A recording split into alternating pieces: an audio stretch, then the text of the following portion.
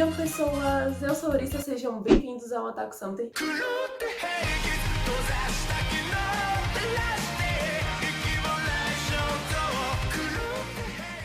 E hoje nós vamos falar um pouquinho de Clannad, que foi indicado pelo Demehar Suveremi. Uau, que nome! Espero ter falado corretamente, qualquer coisa me desculpe. Mas ele indicou Clannad e antes de começar tem que falar que Clannad tem Clannad e Clannad After Story. Eu separei em 2 vídeos, claro, então estamos aqui tratando só do Clannad. Voltaremos com o vídeo do After Story, então fiquem tranquilos. E é claro, em breve teremos votação aí pro próximo anime médio ter assistido. Essa é a sacolinha que mais tem nomes, então assim, aguardem pra próxima votação de anime médio. Lembrando que a gente costuma fazer o sorteio dos nomes em live. Então nós temos live no nossa querida plataforma roxinha de terça e sexta e lives no YouTube de domingo. Então assim, vejo vocês por lá. Bom, pessoal, Clannad começou assim, eu já vi Canon, eu vi Canon antes de Clannad por questão de votação também, e acabou que eu senti, quando eu entrei em Clannad eu fiquei, ai, de novo, porque assim, gostei de Canon, mas não foi assim, o meu estilo, sabe? Não foi a coisa que eu mais adorei ever. E aí, a hora que entramos, assim, em Clannad, eu senti a pegada dos protagonistas muito parecida e dos personagens também. Porque a gente é apresentado ao Okazaki, e o Okazaki parece muito protagonista de Canon, ou o protagonista de Canon que parece com o de Clannad. Porque, obviamente, ali, tipo, os animes têm o mesmo traço, o mesmo estilinho, dá pra ver que é, sim, entendeu? Então, tipo,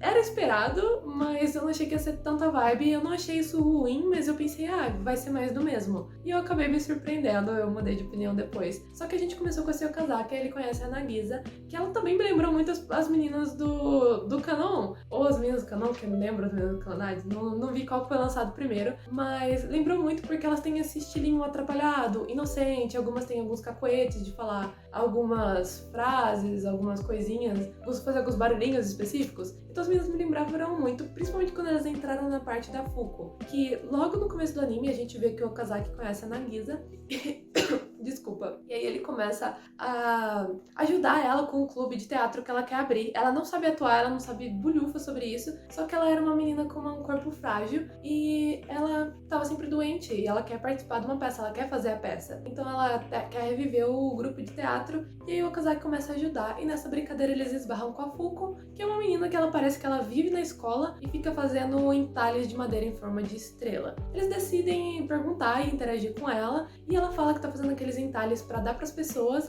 pra em troca pedir pra elas irem no casamento da irmã mais velha dela, que ela vai fazer o casamento, ela quer que o casamento seja na escola e que todo mundo vá, todos os alunos vá. Mesmo que a professora não conheça mais nenhum aluno, a irmã dela já foi professora, que eu acabei de soltar sem querer, já foi professora lá, ela não é mais, mas já foi, então ela simplesmente quer que seja no lugar que ela gostou tanto como a escola. Eu acho bizarro, tipo, você se casar no seu ambiente de trabalho, onde você trabalha.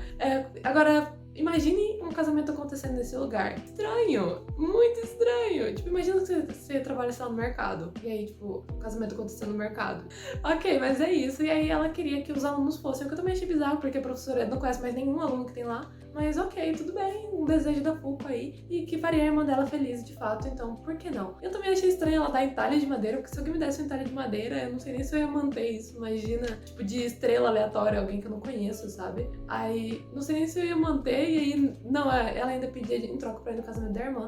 E aí eles resolvem ajudar a Fuko também, ou seja, o Okazaki já tá assim, ajuda uma aqui, ajuda outra ali, já começou. E aí ele resolve ajudar ela. Eu achei essa parte meio... Vocês vão ficar bravos agora, mas eu achei um pouquinho chato. Porque justamente como foi a mesma pegada de Canon e não fazia nem meio mês que eu tinha visto Canon, cara, ficou tipo assim, ela vai nós de novo. E aí, ele ajuda a Nagisa aqui, ajuda a Fuko aqui. E aí começou a surgir as outras meninas, aí eu já tava vendo que assim, eu já achei, não aconteceu, mas eu achei que ele ia ajudar a menina por menina. E aí começou a entrar aquela parada mágica, que Canon todo mundo é mágico, né? Aí eu achei que Clannad ia pegar o mesmo estilo, porque a gente descobriu que Fuko, na verdade, a Fuko de verdade tá internada. Então aquilo lá seria meio que o espírito dela na escola, tentando, assim, desejar felicidades à irmã dela, que vai visitar ela direto. E, assim, a irmã dela não vê ela, sabe? Então toda essa pegada aí foi um pouquinho triste, foi muito estranha por causa do parar de casa da escola e das estrelas de madeira, foi meio estranho, mas foi divertido de ver. Mas ainda assim eu achei que o ritmo foi devagar, então era algo divertido, mas que não era uau, nossa,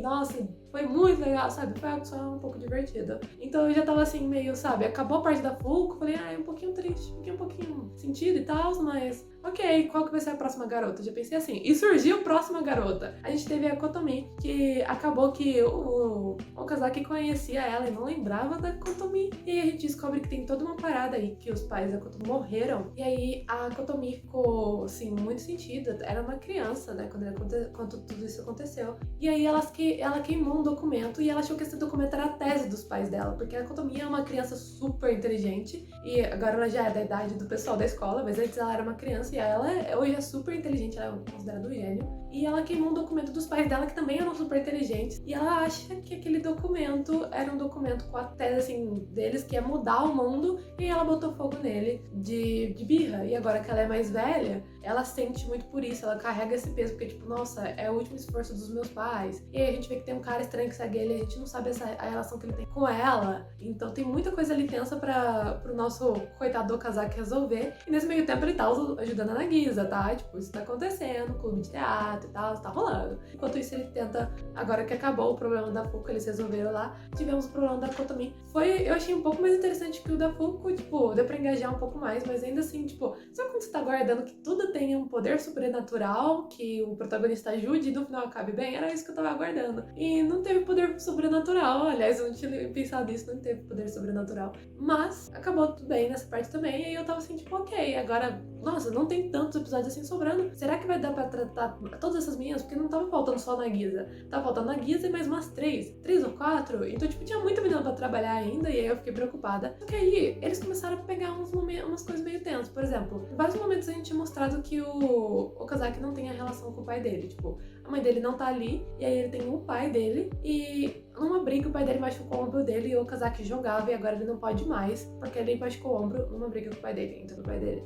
Ou seja, relação tensa, problemas paternais aí detectados. Então, nossa, e que o pai dele bebia muito, e ele falava que o pai dele vivia como se estivesse morando sozinho, e aí ele só tava existindo lá, sabe? Então era como, eles não eram mais uma família, era como se eles não, sabe? Eles não interagiam como família, não tinha família ali, tinha duas pessoas vivendo junto, porque tinha que ser assim. O que foi muito tenso. E aí a gente também descobre da Nagisa, que apesar dos pais da Nagisa, a gente vai ver eles o anime inteiro, porque todo mundo que surge ali, eles pegam e colocam dentro de casa, o que é meio perigoso, né? Quase sequestro isso aí. Tipo, não tem onde ficar, pode ficar aqui? Pode. Gente, se chama a polícia pra vocês dois, vocês estão ferrados, mas ok. Os pais da Nagisa pegam todo mundo que quer ficar lá um tempo e aceita. E numa dessas, eles pegam o Okazaki pra ficar na casa dela um tempo aí. E o Okazaki descobre que a Nagisa acha que fez alguma coisa pros pais na época que ela era pequena, que precisa pedir desculpa, mas ela não sabe o que foi. E a gente descobre aí que, na verdade, os pais da Nagisa tinham sonhos, como todo mundo. E aí, como a Nagisa era muito doente, eles tiveram que abdicar desses sonhos pra cuidar da Nagisa. Mas é o que acontece quando você tem filho, sabe? Tipo, às vezes eles vão precisar de você mais do que você tá esperando. E você vai ter que jogar tudo pro alto e socorrer. Por quê? Porque ele é sua responsabilidade. É a criança que você fez, é a sua responsabilidade. Então a Nagisa não tinha que se sentir culpada. É claro que é normal ela se sentir triste, os pais dela são incríveis. Então não tem como você não ficar chateado por eles, não desejar que eles alcançassem os sonhos deles. Mas infelizmente não deu, eles optaram por cuidar da filha deles, o que foi o correto, senão a minha provavelmente teria morrido. Então era muito sério, então, gente, ela não tem por que se sentir mal. E tinha esse negócio do Okazaki rolando em segundo plano, então eu não queria muito saber a história da Nagisa, talvez estressada no Okazaki, mas no final foi muito triste e constrangedor, porque a Nagisa descobre tudo, não era pra ela descobrir que eles tinham os sonhos deles e como eles largaram tudo pra cuidar dela, só que ela descobre e fica muito triste, porque ela gosta muito dos pais dela, eles são realmente incríveis. E aí, ela tá lá na peça de teatro, rolou a peça de teatro, aliás, lembra que tinha um clube de teatro, enfim. Tá lá na peça de teatro e aí ela começa a chorar no palco em vez de apresentar, porque ela tá pensando assim nos pais dela, porque a situação realmente é muito triste e tal. E aí o pai dela chega gritando, eu fiquei tipo, senhor, por que você não falou com ela antes? Por que você falou com ela agora, no meio da peça? Ele lá no fundo do ginásio, olha que constrangedor. Eu não consigo, gente, eu não tenho espírito assim, sabe? Eu tenho um espírito meio que tá sério. A pessoa me mostra uma cena dessas e eu não fiquei triste, eu só fiquei com vergonha, eu não sabia onde enfiava na minha cara. Tipo, o pai dela chegou com tudo, assim, abriu lá do fundo do ginásio e gritou, Nagisa!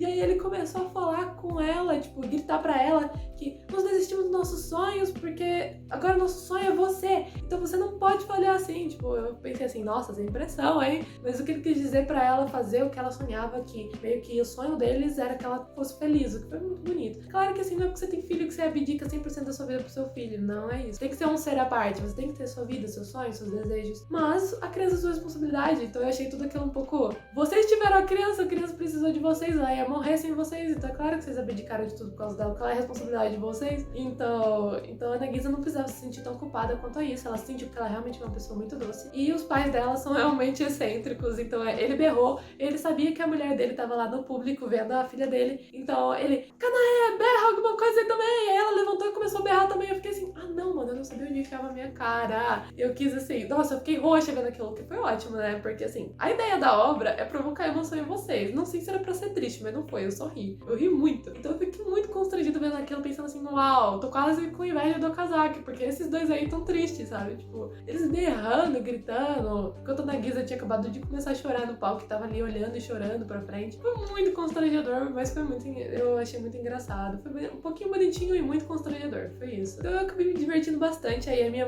visão do anime já deu uma boa melhorada, de tipo, uau, foi divertido, sabe? Mas a Nagisa começa a se apresentar, ela sai ótimo, foi incrível, e aí o anime acaba sem resolver o bagulho do Okazaki, porque o que o Okazaki fez? A relação dele com o pai tava de mal a pior, chegou um ponto que, como o Okazaki é aqueles delinquentão não, ele não fica batendo os outros, usando droga não, ele só burla a aula, ok? Todo mundo já fez dessas. Você já fez dessas? Deixa nos comentários.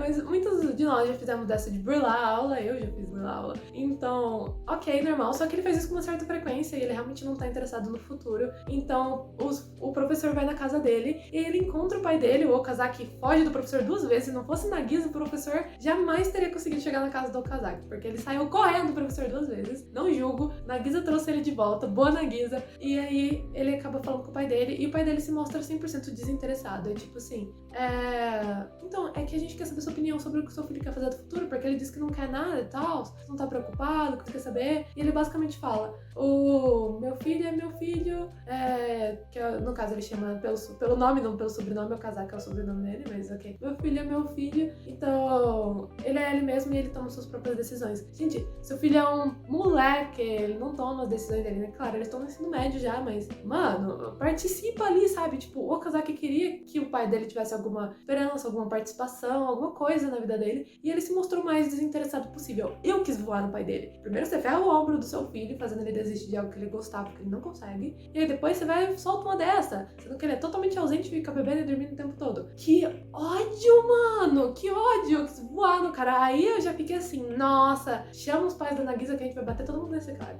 Eu já fiquei muito brava. E aí o Okazaki ficou muito sentido, ele catou as malas e saiu. E aí o pai dele surgiu atrás assim e falou assim, onde você vai? Ele, vou ficar um tempo na casa de um amigo, não vou voltar pra cá por um tempo. Ele, tá ok, se cuida. E aí ele sai pela parte, tipo, seu filho fugiu da sua casa e você não falou nada. Eu fiquei muito irritada. Fiquei assim, tipo, mano, seu filho acabou de sair pela porta, porque você não liga pra ele. E aí você não vai fazer nada, não vai falar nada. Eu fiquei muito irritada. E aí ele tá vivendo com a família da Nagisa. E acaba o Clannad, ele vivendo na casa da Nagisa. Começa o Clannad After Story, que eu vi um episódio só.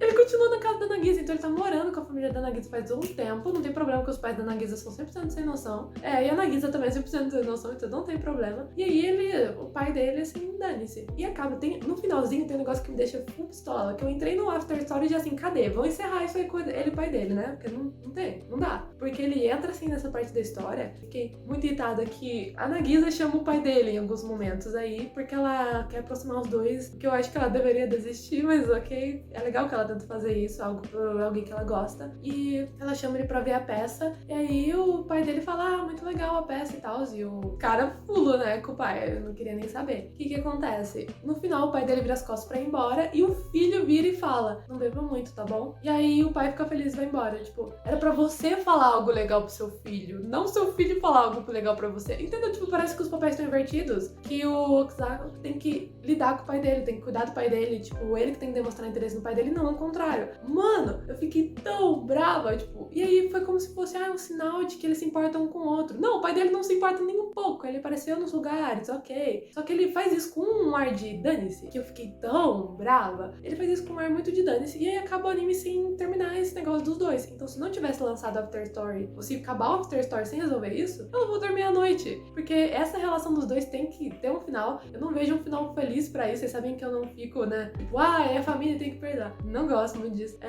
Mas eu espero que ou eles se resolvam ou eles fiquem à parte mesmo, de que eles se conversem pra lidar com a situação de alguma forma, porque a situação tá assim, insustentável. Então é assim que acaba o nosso querido Clannad, com ar fofinho e bonito, e ao mesmo tempo com esse ar irritante do que a situação ali, pai e filho, não é resolvida. E assim acaba o nosso Clannad. No geral, eu achei meio e começo do anime, eu não gostei muito, eu achei devagar e já esperado, sabe? Dava pra ver como que tudo ia acabar e tal. Só que a hora que começou a trabalhar com a Nagisa e o passado dos pais Nagisa, e aí um pouquinho com a família do Kusal, ficou mais legal. Então, achei que o meio e o fim foi mais interessante que o começo. E tô esperando bastante do After Story, tomara aí que eles afundem mais ainda aí nessa relação dos personagens. Mas aí, você já viu o Clannad? O que você achou? Deixa aí nos comentários. E já que você está deixando pra comentar, não esqueça de deixar seu like, se inscrever no canal e na nossa descrição tem as nossas demais redes sociais para mais conteúdo otaku. Bye, bye!